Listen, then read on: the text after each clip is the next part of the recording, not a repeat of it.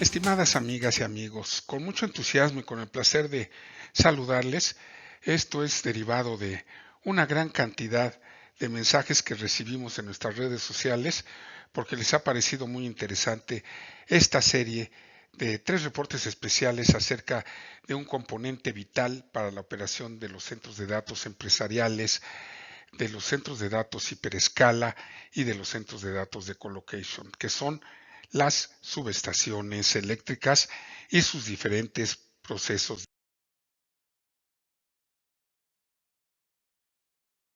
de mantenimiento.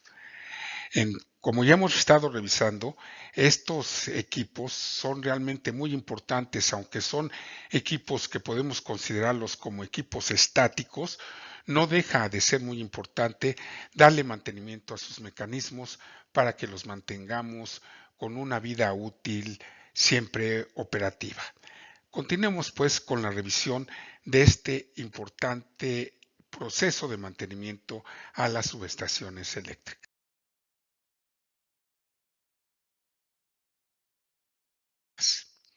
Gabinetes de alta tensión. Las estrategias de mantenimiento de la condición incorporan la creación de nuevos diagnósticos integrales para equipos de alta tensión. El uso de la tecnología de mantenimiento basada en la condición abarca tanto las tareas de medición como las de mantenimiento para disminuir la carga financiera del mantenimiento sin comprometer el estado técnico de los gabinetes. Un método emplea los gabinetes de alta tensión en un continuo monitoreo por medio de el mantenimiento basado en la condición. Para ello, todos los esfuerzos de medición y mantenimiento deben dirigirse hacia las piezas más importantes de los gabinetes y los equipos que son alojados dentro de ellos. Cuando se trata de gabinetes muy antiguos que tienen una alta frecuencia de fallas, altos costos de mantenimiento de corriente y largos tiempos de interrupción para el mantenimiento, la estrategia del mantenimiento basado en la condición se vuelve mucho más beneficiosa. Las ventajas indirectas de este método incluyen la prolongación de la vida útil del equipo a través del análisis de tendencias de los datos de condición que es recabada y el uso de datos sobre las condiciones físicas medidas como evidencia en caso de probables culpabilidades de la operación. Debido a que los diferentes tipos de equipos eléctricos de alta tensión experimentan diferentes tipos de envejecimiento y en consecuencia reducciones variadas en la vida útil, la estrategia del mantenimiento basado en la condición debe desarrollarse de una manera que resulte única para cada tipo de equipo. En regiones con un alto nivel de agua subterránea, es importante monitorear de cerca el aceite de los interruptores de circuito que funcionan con esta condición para detectar los niveles de humedad. Esto debería permitir que los componentes duren más tiempo técnicamente. Como estrategia preventiva para retrasar el envejecimiento del aislamiento, se puede considerar el reacondicionamiento del aceite en estos lugares por encima de un nivel de humedad de 11 partes por millón. Reducir las operaciones de mantenimiento, el tiempo total de interrupción y el costo por bahía de gabinetes es posible con una amplia evaluación de las características de envejecimiento y los métodos para controlarlas. Al optimizar el programa de monitoreo y mantenimiento y analizar los datos de condición almacenados, es posible reducir costos adicionales. Por el contrario, el mantenimiento basado en la condición y sus aplicaciones de software, las operaciones de ingeniería superior y los equipos de medición adicionales conllevan gastos que no están considerados originalmente dentro de los proyectos de equipamiento. El número total de gabinetes que participen en el programa de mantenimiento basado en la condición puede proporcionar una disminución significativa en los gastos operativos por cada gabinete.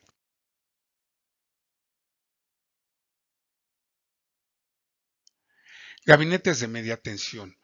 Un estudio de caso.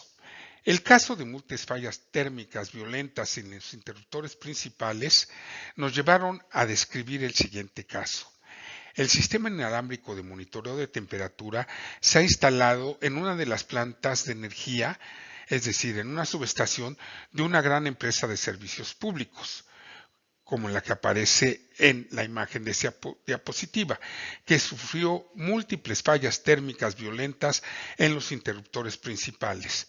El objetivo de este procedimiento era utilizar los sensores de temperatura para monitorear continuamente la temperatura mientras los interruptores estaban bajo condiciones de carga operativa. El sistema autónomo es capaz de proporcionar alarmas de advertencia tan pronto como la temperatura de los puntos donde se instalaron los sensores alcanza un nivel predeterminado. En esta imagen tenemos el mantenimiento basado en la condición de los interruptores de alta tensión de una subestación de una fábrica de automóviles.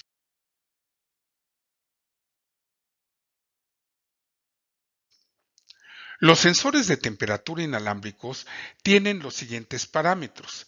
Las unidades de detección identificadas de forma única están construidas a partir de componentes dieléctricos y en miniatura y funcionan en contacto directo con la superficie.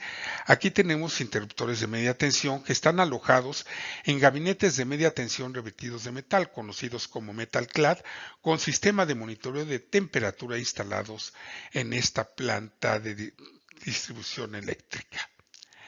Los sensores se calibran en un amplio rango de temperatura, de 0 grados centígrados a 150 grados centígrados para aplicaciones al aire libre. Los sensores se calibran de menos 40 grados centígrados a 85 grados centígrados encima del cero. Los intervalos de transmitancia se basan en la velocidad de un cambio de temperatura. La señal se envía cada minuto a una temperatura que aumenta 3 grados centígrados por minuto y una vez cada 3 minutos a temperatura estable, en una condición que se conoce como modo de ahorro de vida útil de la batería. Las unidades de detección utilizan una pequeña pila del tipo de botón como fuente de energía. La duración mínima del tiempo de vida estimado de la batería es de 5 años en un rango típico de 7 a 10 años, fácilmente cambiable.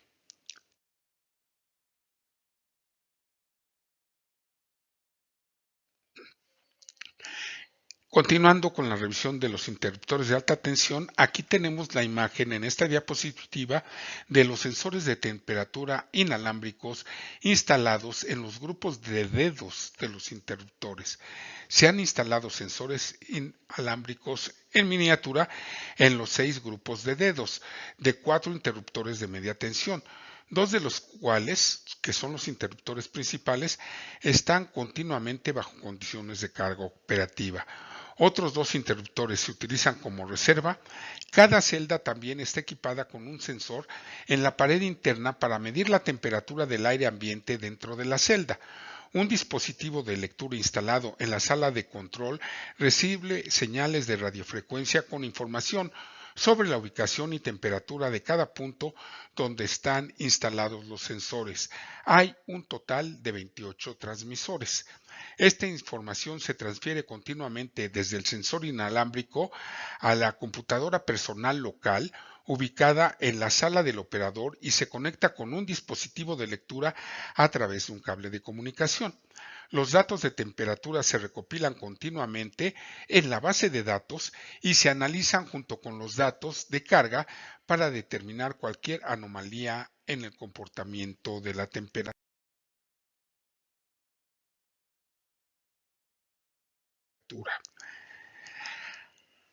A través de 2 años de monitoreo de temperatura y análisis de datos, se determinó la distribución normal del calor dentro de la celda y la temperatura de los grupos de dedos, dependiendo de la ubicación dentro de la celda. En cambio de la temperatura del grupo de dedos, si lo vemos en la parte baja de esta gráfica, en la considerada o etiquetada como A, sigue a cada aumento y disminución de la corriente, y en la figura B, en la parte superior de la gráfica, con un retardo muy corto en cuestión de minutos.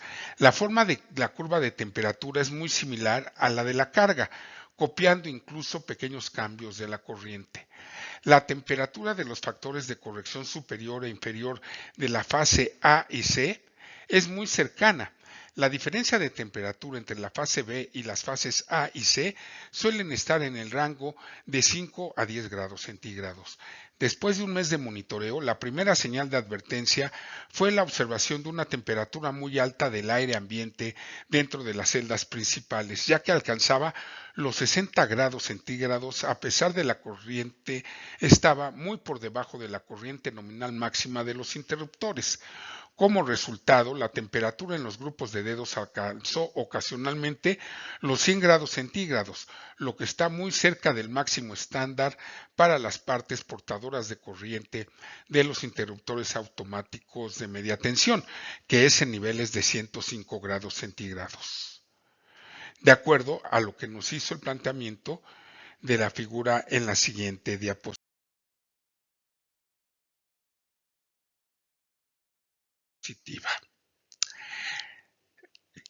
En esta parte, en la sección A de estas gráficas, se recomendó encarecidamente mejorar la ventilación dentro de las celdas, lo que se hizo con un gasto mínimo. Se hizo una abertura en la puerta de la celda con dos pequeñas rejillas de ventilación instaladas para aumentar el flujo de aire dentro de la celda. El resultado fue muy prometedor. La temperatura dentro de las celdas cayó un promedio de 10 grados centígrados para la misma corriente acompañada de la correspondiente caída de la temperatura en los grupos de los 6 dedos.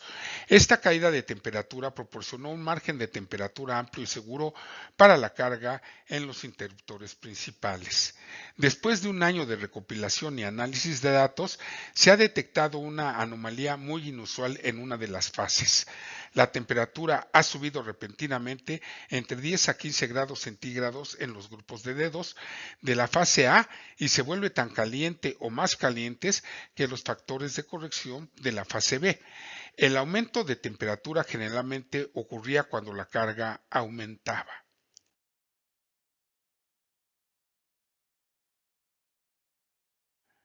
Seguimiento del evento térmico.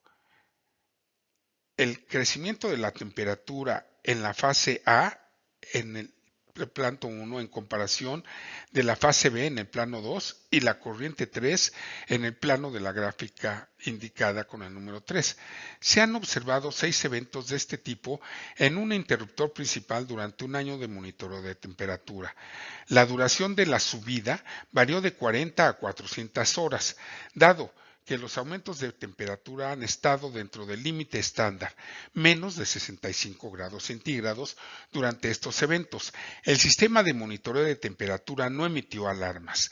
Este evento térmico en una de las fases afectó la distribución del calor dentro de la celda, lo que provocó desviaciones significativas del comportamiento térmico normal. El aumento de temperatura en la fase A se acompaña con un cambio de temperatura en la fase C, de acuerdo a lo que nos indicó la siguiente figura de la diapositiva posterior. Por lo que el factor de corrección superior se vuelve más cálido que el factor de corrección inferior, que es opuesto a la distribución normal de la temperatura dentro de la celda.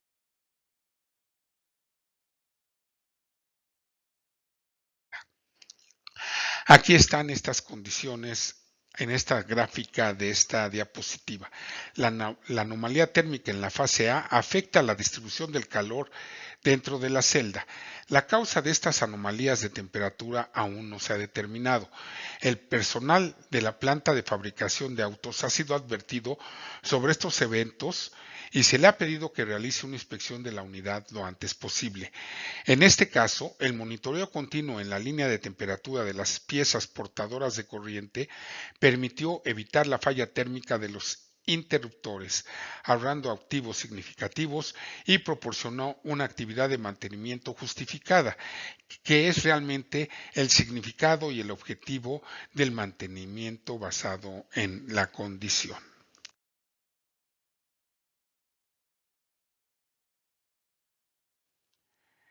Estimadas amigas y amigos, hasta aquí dejamos esta serie de 3 reportes especiales sobre los diferentes procesos de mantenimiento de lo que, como hemos observado, es un componente crucial en el ajedrez de la administración operativa eficiente de un centro de datos y cualquier actividad operativa crucial, las subestaciones eléctricas. Nos vemos la próxima semana con otro trascendental tema en la operación de los centros de datos.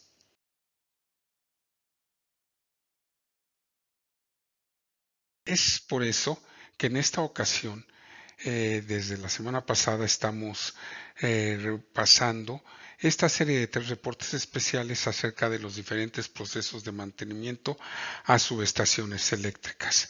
Es realmente muy importante. Sabemos que quizás no tengamos la oportunidad en nuestra vida de estar dentro de las áreas de alimentación eléctrica de potencia, pero vale la pena que nos demos una idea de la importancia de estos componentes que resultan indispensables dentro de la plataforma de la infraestructura de respaldo crítico.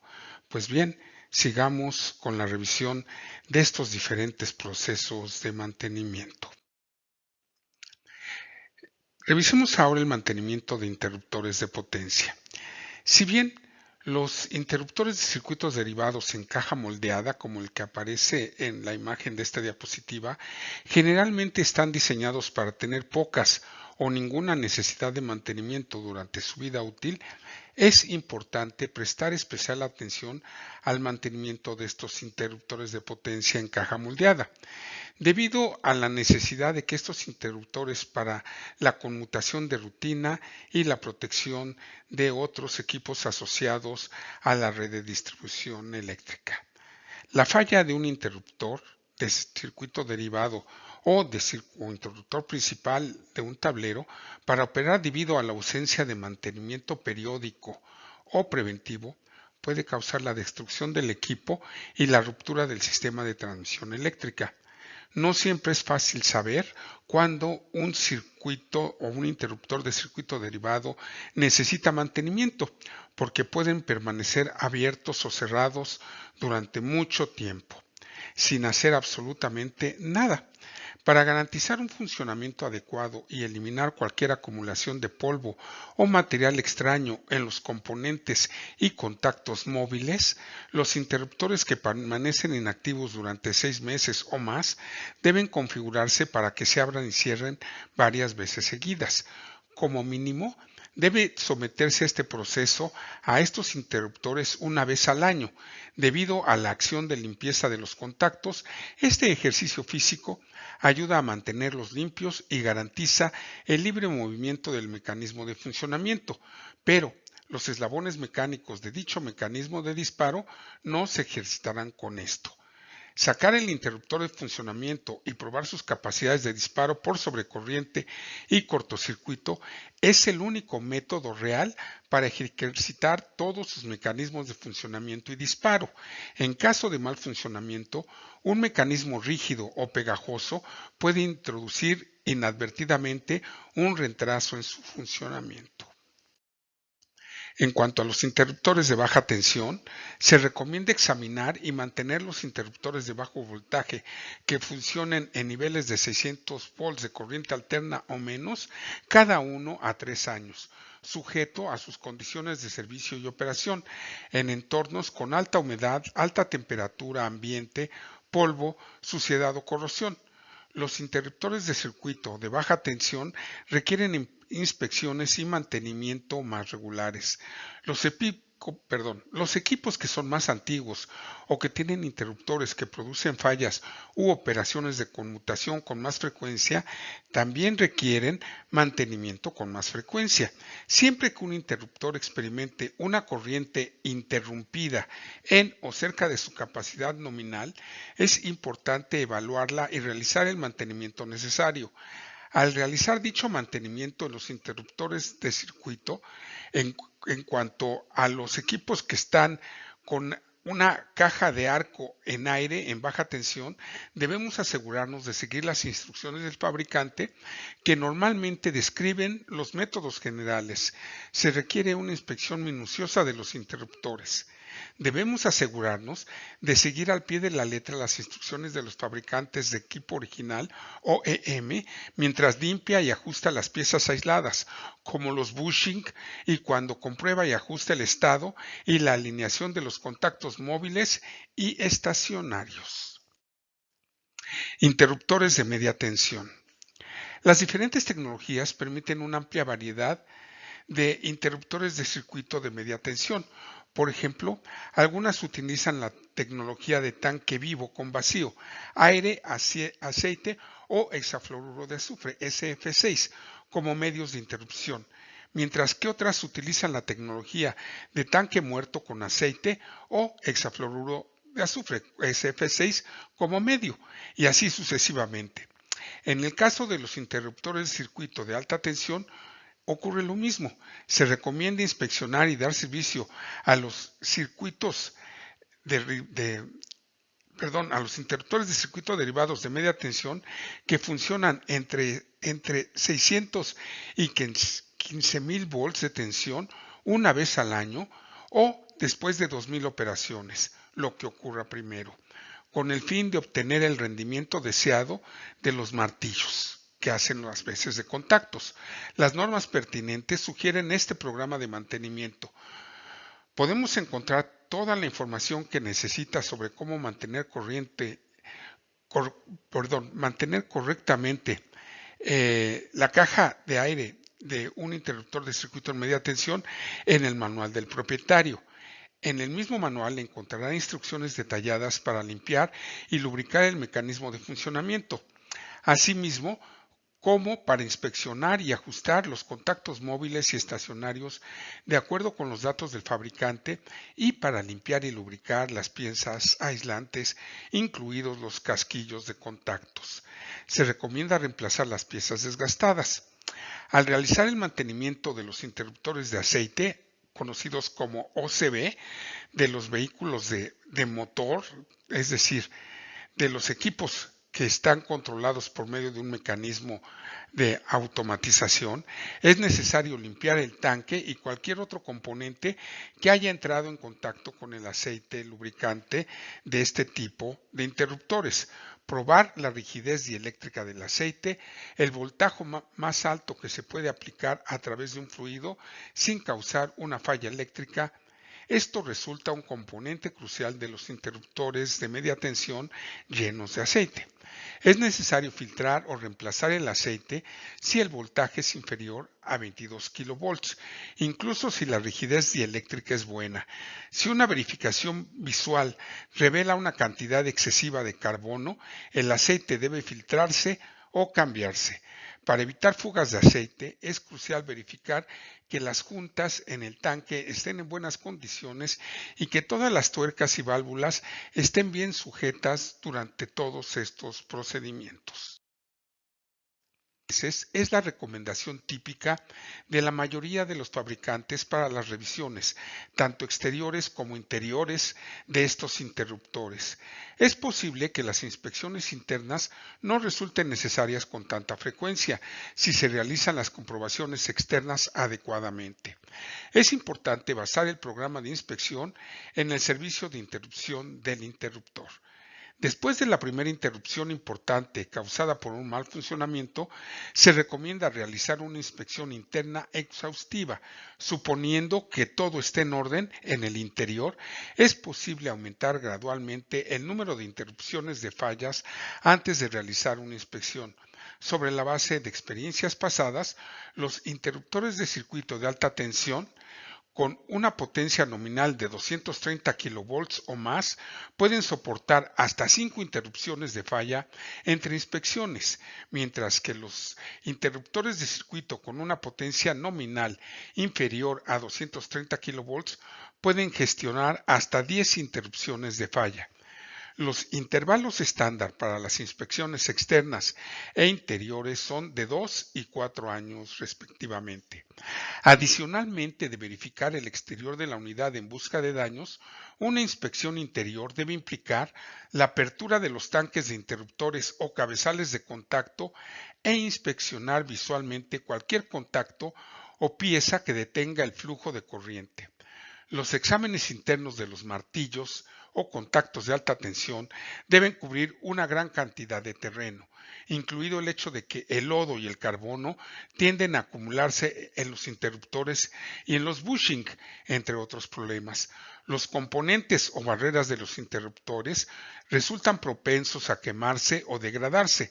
Entre otros problemas, hay una serie de situaciones que pueden surgir del uso de juntas en los bushing, uno de los cuales es la posibilidad de que el agua se filtre en el material aislante del interruptor, causando condiciones de falla catastróficas.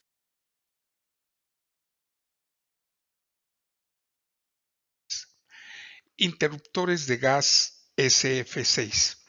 La sensibilidad humana al gas SF6 determina algunos problemas de mantenimiento. Aunque el gas SF6 es inofensivo cuando es puro, puede sofocar la respiración al bloquear el oxígeno. La privación de oxígeno puede ocurrir repentinamente. Si el nivel típico de oxígeno atmosférico cae del 21% a menos del 13%, por lo tanto, después de abrir los tanques de los interruptores de circuito deben vaciarse. Cuando el gas azufre del nivel 6 o SF6 se expone a un arco eléctrico, forma subproductos tóxicos en su proceso de descomposición. El polvo blanco o tostado está formado por los productos de dicha descomposición, que son fluoruros metálicos. Cuando los productos de arco sólido entran en contacto con la piel, tienen el potencial de irritarla o incluso causar una dolorosa quemadura por el flúor. También se producen vapores tóxicos que huelen a huevos podridos. Por lo tanto, es imperativo que el personal de mantenimiento elimine todos los productos sólidos de degradación del SF6 y evite respirar los humos persistentes de un interruptor donde se haya producido descargas de arco eléctrico o corona en el gas, antes de trabajar en ese interruptor. Debe asegurarse de quitar y enjuagar el gas SF6 defectuoso del interruptor. Esto resulta muy importante en estos procedimientos de mantenimiento.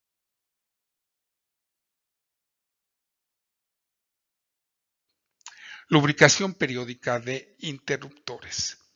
El mecanismo de funcionamiento de casi todos los interruptores de potencia necesita mantenimiento de vez en cuando. La frecuencia de renovación de la lubricación está determinada por una serie de criterios. Estos incluyen el entorno operativo de los interruptores de circuito, el número de operaciones de cierre y apertura desde la última renovación, el periodo que ha transcurrido desde la última renovación o mantenimiento y la clasificación de corriente continua del interruptor de circuito. De acuerdo con el estándar IEEE C37.16, un interruptor de circuito de baja tensión debe ser capaz de completar un cierto número de operaciones de cierre y apertura antes de que necesite ser reparado. Después de un cierto número de operaciones, la lubricación en el mecanismo de un interruptor de circuito debe reemplazarse de acuerdo con las especificaciones del fabricante. Dependiendo de la clasificación de corriente continua del interruptor, los fabricantes de equipos originales OEM pueden proponer un mayor número de operaciones que los especificados en el estándar de fabricación. Por ejemplo, el manual de instrucciones de un fabricante puede indicar que un martillo con clasificación de 800 amperes debe relubricarse después de 1750 operaciones, aunque el estándar de fabricación establece que un interruptor de circuito con clasificación de 800 amperes puede soportar 500 operaciones antes de que sea necesario realizar el servicio. Es posible que nunca se produzca un recuento de 500 o 1750 operaciones durante la vida útil de un interruptor, si solo funciona unas pocas veces al año. Esto es debido a que todos los materiales lubricantes se degradan cuando se exponen al aire. Sigue siendo necesario reponer la lubricación. Los factores ambientales como las altas temperaturas del aire o la presencia de contaminantes en el flujo de aire aceleran esta degradación. La mayoría de los usuarios configuran las aplicaciones para que se ejecuten a intervalos predeterminados para lubricar los interruptores de circuito más importantes en la red eléctrica. Se ha descubierto que la falla de lubricación es la causa del mal funcionamiento en los interruptores de circuito con tan solo 5 años de uso típico. El manual del usuario de los fabricantes de equipo original normalmente especificará los lugares de lubricación que necesitan atención importante, así que asegúrese de seguir dichas instrucciones. Las superficies de apoyo del mecanismo operativo de alto voltaje de un interruptor de circuito debe lubricarse de acuerdo con las instrucciones del fabricante. Sin embargo, es importante no lubricar las superficies hasta el punto de que se vuelvan demasiado rígidas en climas fríos debido a la acumulación de polvo y arena, ya que esto podría provocar una fricción excesiva. La lubricación del mecanismo de un interruptor de circuito se puede realizar con una amplia gama de materiales. Es posible que un solo mecanismo emplee múltiples tipos de lubricante en varias etapas. Además, el lubricante que se colocó originalmente en la fábrica puede no ser el mismo que se recomienda para las operaciones de mantenimiento. Para evitar incompatibilidades, debemos asegurarnos de utilizar el material indicado en el manual del fabricante de equipo original de cualquier interruptor de circuito.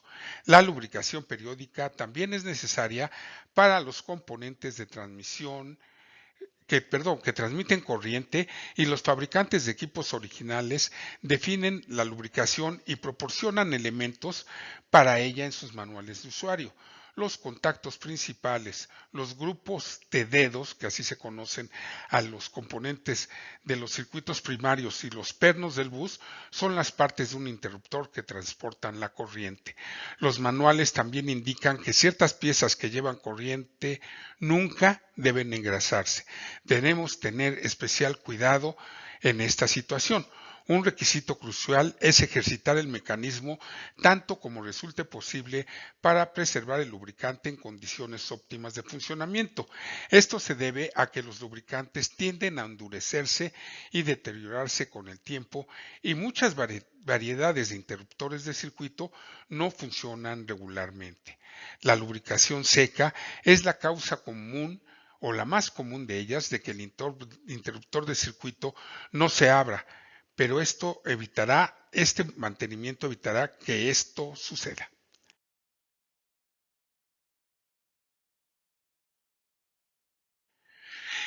Reacondicionamiento de un interruptor. El reacondicionar un martillo defectuoso es necesario desmontarlo hasta el nivel de sus componentes. Esto incluye el mecanismo en el cuerpo del interruptor, el mecanismo de operación, el marco, todos los componentes eléctricos y las piezas que transportan electricidad. Al inicio de este proceso debemos asegurarnos de que todas las piezas hayan sido examinadas y probadas. Debemos lubricar todas las piezas de acuerdo con las especificaciones de manual del usuario del fabricante de equipo original después de una limpieza exhaustiva y específica de cada pieza. Los fabricantes de gabinetes de media tensión han creado muchas opciones diferentes para la seguridad y la gestión del ciclo de vida para ayudar a los clientes a encontrar el equipo óptimo para cada necesidad. Los clientes pueden elegir mejor una solución que se alinee con la estrategia comercial general de su planta de fabricación, o en nuestro caso de un centro de datos, cuando tienen más opciones, cada una con su propio conjunto de pros y contras. Una opción es rehabilitar los gabinetes actuales, lo que implica darle una revisión completa y devolverla a su estado como nuevo. Los gabinetes se adaptan cuando se determina que uno o más de sus componentes primarios están desgastados. Las piezas que tienen más probabilidades de romperse o que requieren un mantenimiento frecuente pueden ser seleccionadas para su reparación. Los clientes pueden prolongar la vida útil de sus equipos a un costo mínimo combinando estas dos soluciones para gabinetes de media tensión, que normalmente nosotros los conocemos como subestaciones eléctricas. Los clientes que no tienen prisa por actualizarse, pero que desean un rendimiento decente en los próximos años, pueden encontrar atractiva esta opción. Hay dos enfoques principales para reacondicionar los gabinetes de media tensión, centrándose en los dispositivos de conmutación individuales y la restauración completa de todo el panel. Es una práctica común reacondicionar dispositivos de comunicación como el interruptor de circuito, contactores e interruptores. Para garantizar un suministro constante, los dispositivos se sacan de los gabinetes y se envían de vuelta al fabricante para un reacondicionamiento. Cada interruptor se desmonta en sus componentes para restaurarlo. Los cojinetes, las chavetas y algunas otras piezas generalmente se intercambian por completo. Todos los demás componentes se examinan cuidadosamente en busca de signos de desgaste y daños y se realizan los reemplazos necesarios. Limpiamos y, si es necesario, enchapamos cada componente, es decir, le damos una capa adicional de metal para actualizar el martillo con los últimos estándares de producción. Incorporamos avances en los productos que han surgido desde su construcción original. Un martillo reacondicionado obtiene un nuevo comienzo y una garantía completamente nueva en el momento en que sale de fábrica.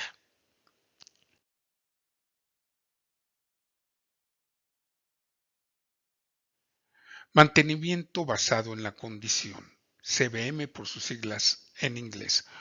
Una investigación llevada a cabo en la década de 1960 en el siglo pasado con el propósito de desarrollar un programa de mantenimiento preventivo para el avión Boeing 747 demostró la necesidad de realizar un mantenimiento basado en la condición utilizando equipos de monitoreo de condición adecuados. El objetivo de la investigación era identificar los factores que causan las fallas de las piezas de los aviones. Solo el 11% de los componentes mostraban signos evidentes de antigüedad que permitirían una revisión planificada, a menudo conocida como mantenimiento preventivo programado. Se determinó que el 89% de los componentes carecían de estos signos de envejecimiento, descartando revisiones programadas como posible causa de su falla. En el sector eléctrico se han encontrado curvas de probabilidad condicional similares, revelando que incluso con una complejidad y sofisticación crecientes, solo el 30% de los componentes exhiben signos evidentes de envejecimiento. Obviamente, la característica de envejecimiento de un componente no es el enfoque ideal y en algunos casos cuando se diseñan programas de mantenimiento adecuados, por lo tanto, el mantenimiento basado en la condición y el monitoreo de las condiciones se introducen como una solución aceptable al problema. En función de la condición, el mantenimiento preventivo que se lleva a cabo como resultado de la supervisión del rendimiento y o los parámetros se conoce como mantenimiento.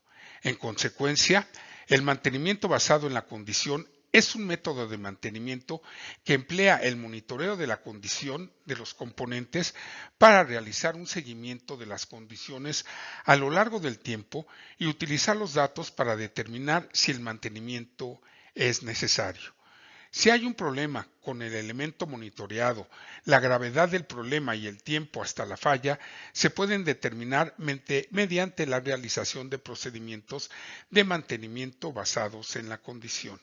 Encontrar la fuente de la degradación y determinar qué partes de los bienes se están deteriorando son otras funciones de los trabajos del mantenimiento basado en la condición, que es a través actualmente en los centros de datos de sistemas de monitoreo muy específicos como los Data Center Infrastructure Management.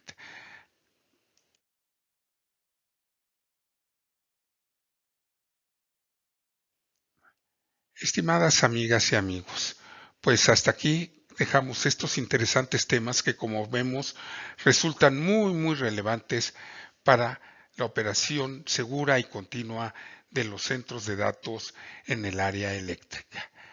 Hasta la próxima semana, en la cual concluiremos con esta serie de 3 reportes especiales.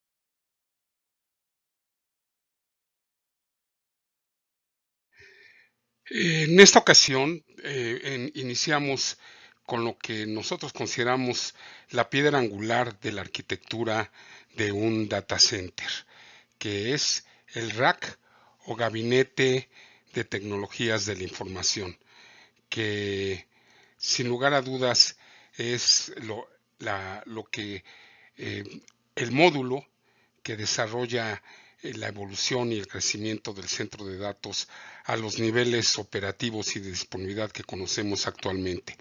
A partir de este momento, nos vamos a referir a este importante elemento como gabinete, que es realmente como lo conocemos en México en las operaciones de los centros de datos, ya que los administradores y operadores de los centros de datos en México diferencian el rack como el rack de 2 o 4 postes para contener lo que son los equipos normalmente de la cometida de medios.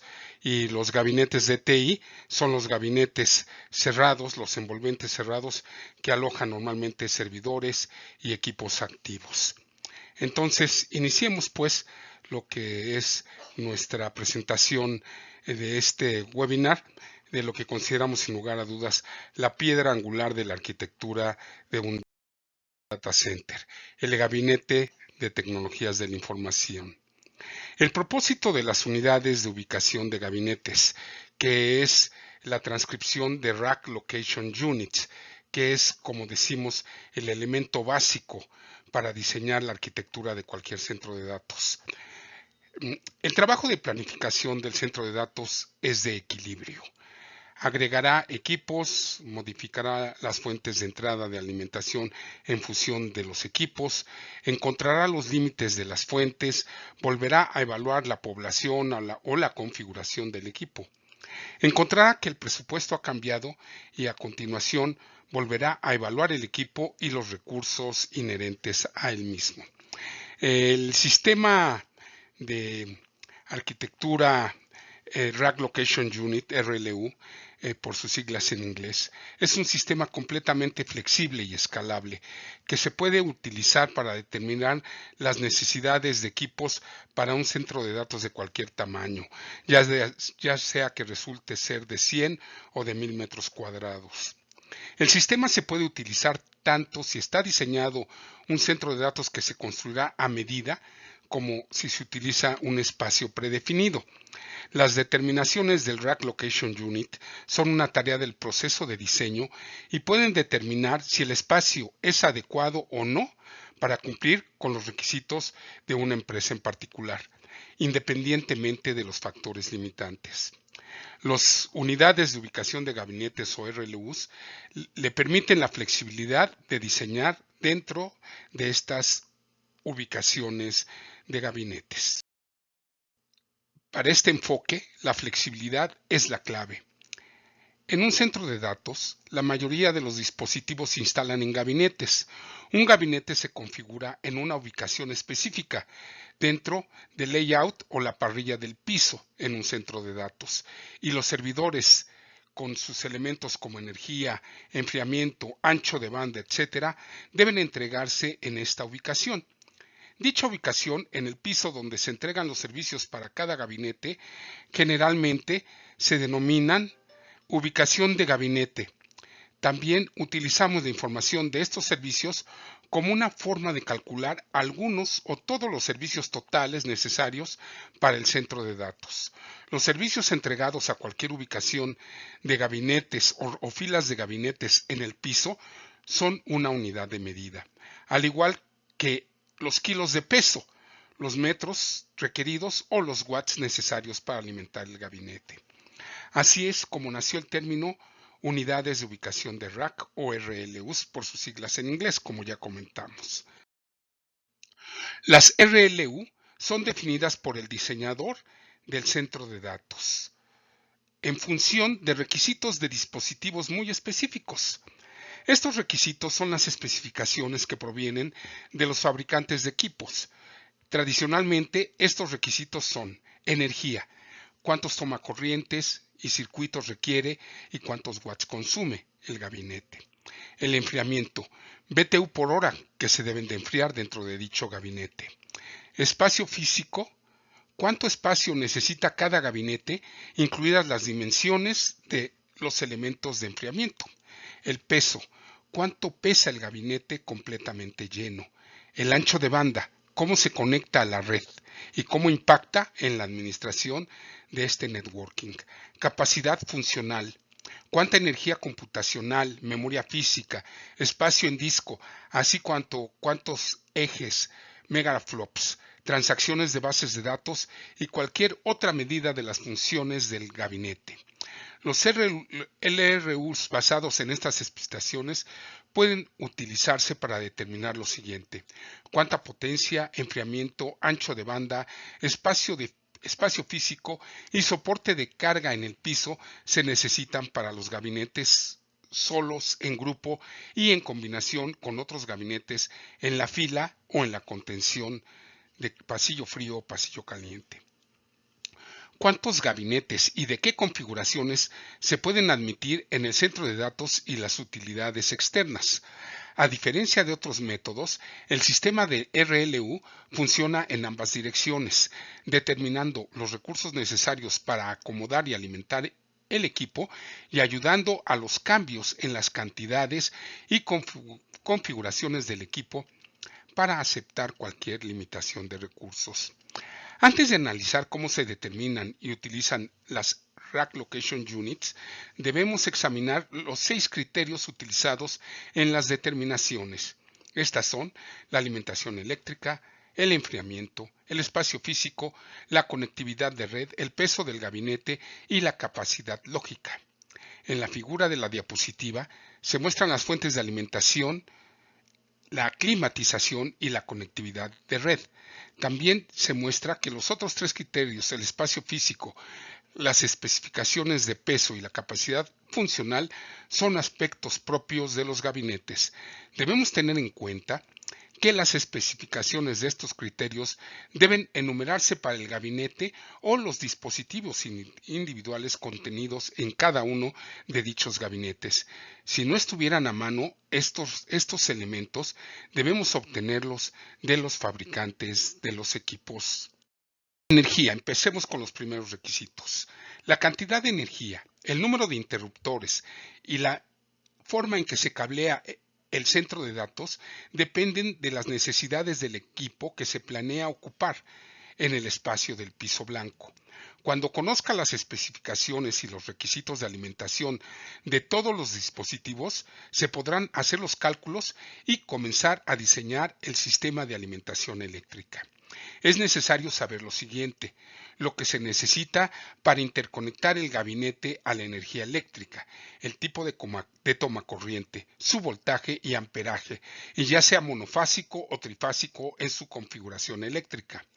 ¿Cuánta energía consumirá dicho gabinete? El último elemento se describe mejor en watts. Esta información debe formar parte de las especificaciones del fabricante. Sin embargo, si las especificaciones no le dicen cuántos watts consumirá el dispositivo, esto puede calcularse a partir de la clasificación de BTUs por hora del gabinete. También es necesario saber si el gabinete cuenta con alimentación redundante. Si es así, todos los requisitos de uso de watts deben multiplicarse por este valor. Si el gabinete no tiene alimentación redundante, el multiplicador es 1. Si tiene energía redundante o requerimiento de energía redundante, el multiplicador es 2. En una especificación Rack Location Unit se hace referencia a este multiplicador como RM o multiplicador de redundancia por sus siglas en inglés. La energía puede ser difícil de adaptar, por lo que se deben planificar cuidadosamente las necesidades futuras de energía e instalar conductos y cables adecuados para futuras actualizaciones de energía. Enfriamiento. Un rack de dispositivos produce calor y requiere una cantidad específica de enfriamiento para mantenerlo en funcionamiento. Los requisitos de HVAC deben planificarse cuidadosamente, ya que la modernización de los sistemas HVAC no resultan ser una tarea fácil. Los requisitos de enfriamiento se especifican en BTU por hora. Esto debe formar parte de las especificaciones del fabricante. Si no es así, puede calcularlo a partir de la cantidad de watts que utiliza la máquina. Como mínimo, el fabricante del HVAC debe disponer de los BTUs por hora o de watts de utilización. El requisito es suministrar suficiente aire acondicionado al gabinete para cumplir con el requisito de abatir los BTUs por hora requeridos.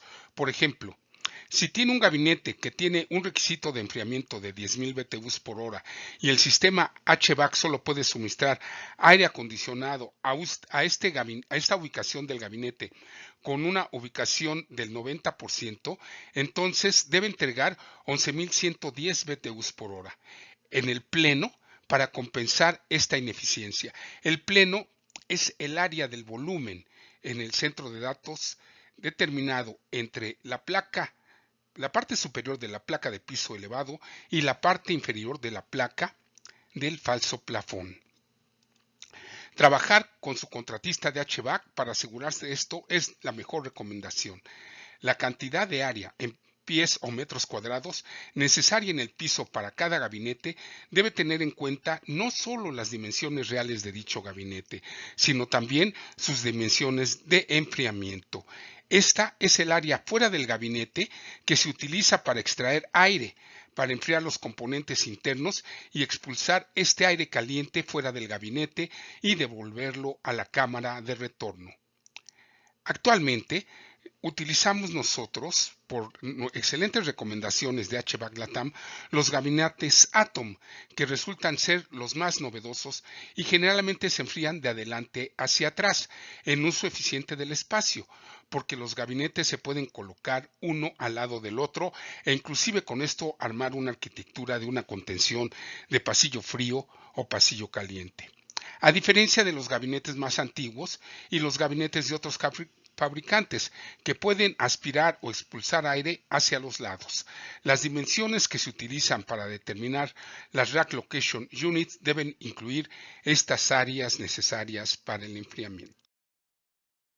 Posibles dimensiones de refrigeración. En esta imagen de la diapositiva dentro de las líneas punteadas de diferentes gabinetes.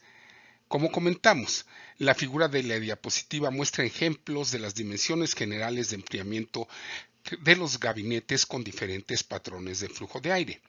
Estas dimensiones también indican las áreas mínimas que deben dejarse sin obstrucciones por otros equipos para permitir el libre flujo de aire. Debemos consultar con el fabricante para conocer las especificaciones reales de las dimensiones requeridas para el enfriamiento. El espacio de enfriamiento requerido fuera de la fila de gabinetes a menudo se puede utilizar como pasillos y espacio libre. En una configuración de adelante hacia atrás, el área de enfriamiento sería parte del 40 al 50% del total de pies o metros cuadrados necesarios para el espacio libre. Ancho de banda. La principal preocupación con el ancho de banda conectividad es el cableado de red y el almacenamiento dentro del centro de datos. Esto se suele hacer con cables de categoría 5 actualmente o categorías superiores y o cables de fibra multimodo.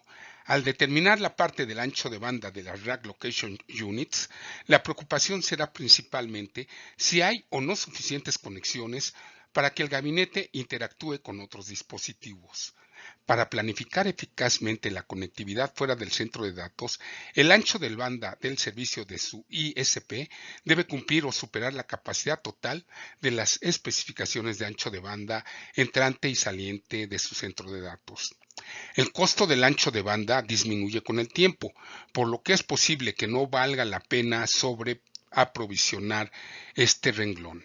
Se recomienda colocar cables de la mejor calidad y cantidades suficientes para la red y el almacenamiento por adelantado, pero pudiera resultar más rentable comprar switches y puertos a medida que se vayan necesitando.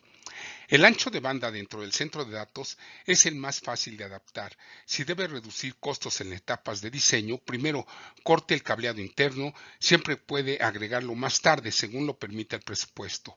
El cableado al ISP exterior debe hacerse correctamente al principio, porque cambiar este cable es costoso. A veces implica ranurar paredes, pisos, cavar trincheras, etc. Se debe considerar también una transmisión estable.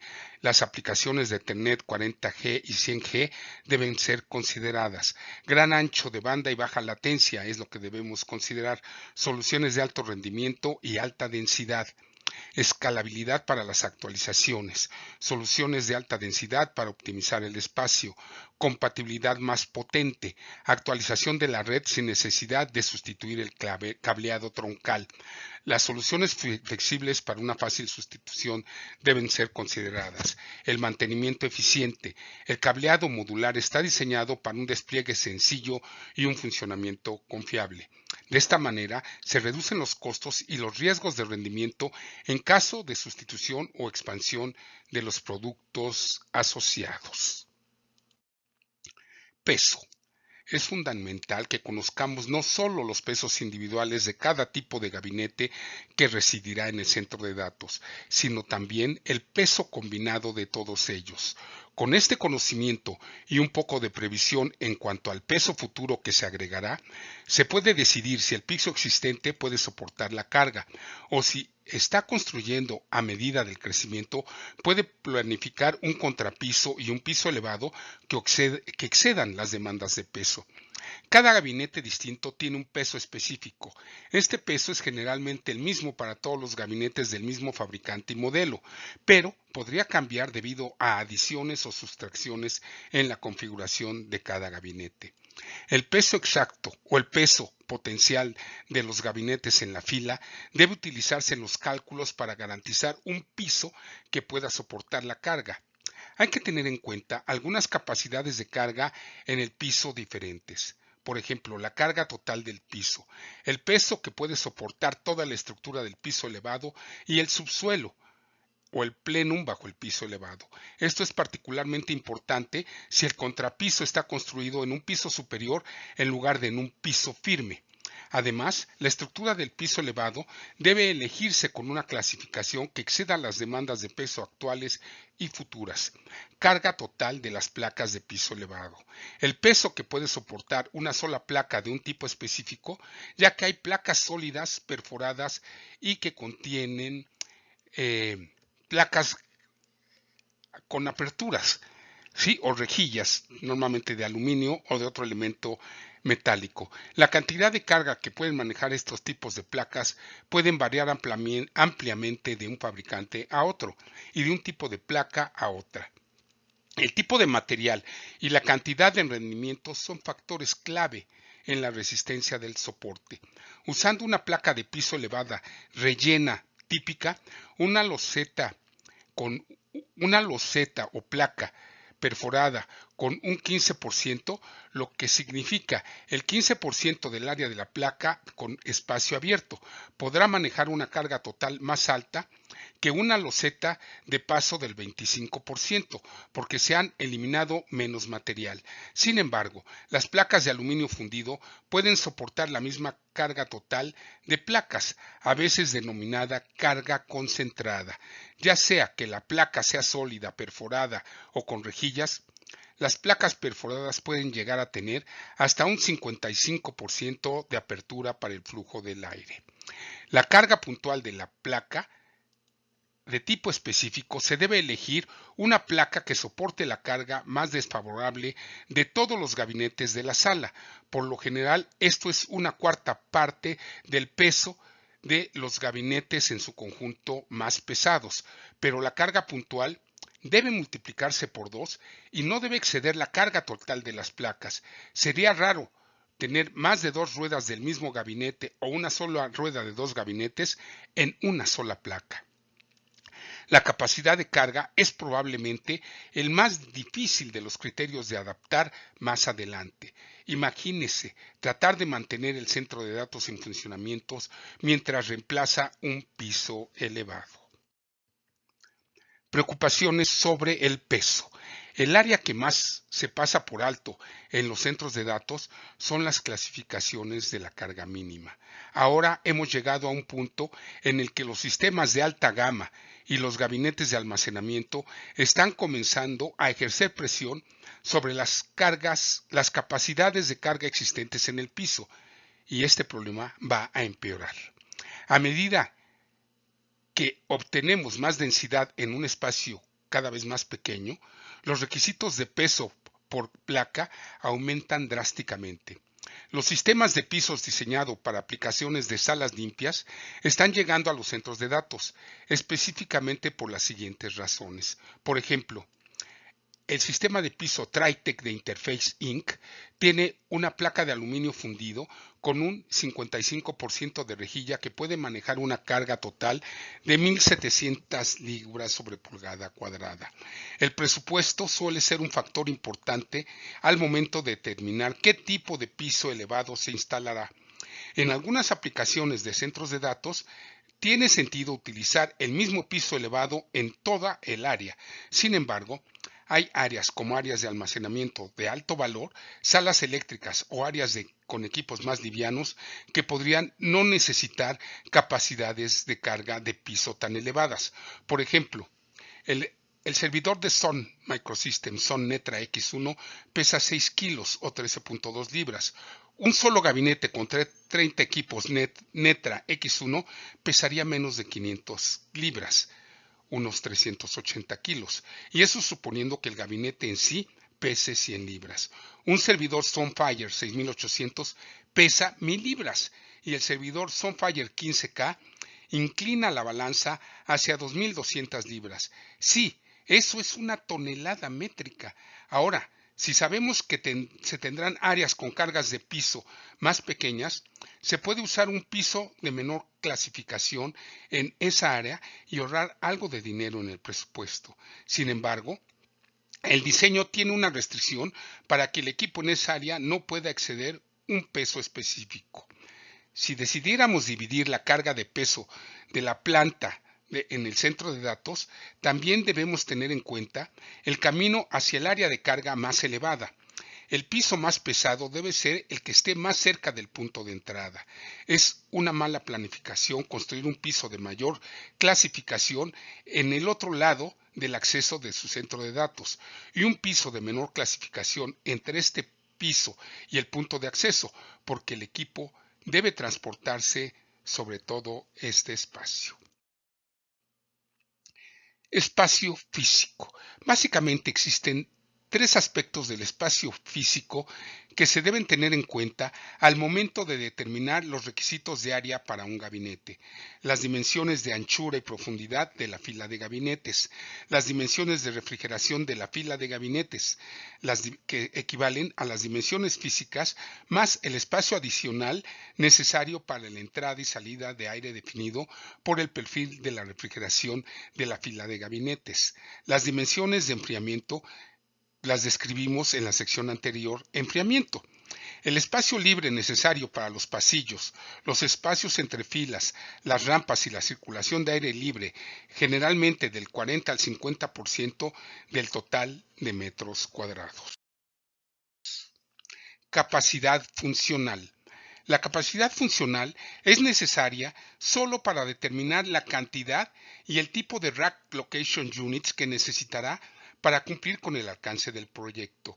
Por ejemplo, un equipo Sun Storage Edge T3 puede contener unidades de 36 GB o 73 GB. Un gabinete completamente configurado de gabinete Sun Storage Edge T3 con unidades de 36 GB tiene una capacidad funcional de 2.5 TB. Un gabinete completamente configurado de equipo Sun Storage Edge T3 con unidades de 73 GB tiene una capacidad funcional de 5.2 TB. Por lo tanto, si el alcance de su proyecto especifica 100 TB de almacenamiento, solo necesitarán 20 equipos Sun Storage T3 con unidades de 73 GB. Se necesitarían 40 si se utilizan unidades de 36 GB. Conocer los requisitos funcionales del centro de datos entra en el ámbito de la planificación de la capacidad, que no suele ser el papel del diseñador del centro de datos. Recomendamos que para obtener información detallada sobre la planificación de la capacidad, se consulten los siguientes dos libros de Son Blueprints: Planificación de la capacidad para los servicios de Internet, de Adrian Cockcroft y Bill Walker, y Gestión de recursos, de Richard McDougall, Adrian Cockcroft, Ever Hochendorn, Enrique Vargas y Tom Bielaski. También se recomienda Some Performance and Tuning, la segunda edición, de Adrian Cockcroft y Richard Petit. Estos libros ofrecen información excelente sobre los problemas de capacidad y rendimiento que debe conocer para realizar una planeación precisa de la capacidad, sobre todo si vamos a utilizar dispositivos de Sun Microsystems. Pues amigas y amigos, hasta aquí dejamos esta primera parte de nuestra participación en este importante webinar a la que fuimos convocados por nuestros amigos y socios de HVAC Latam. Continuamos enseguida con el siguiente elemento de nuestro webinar.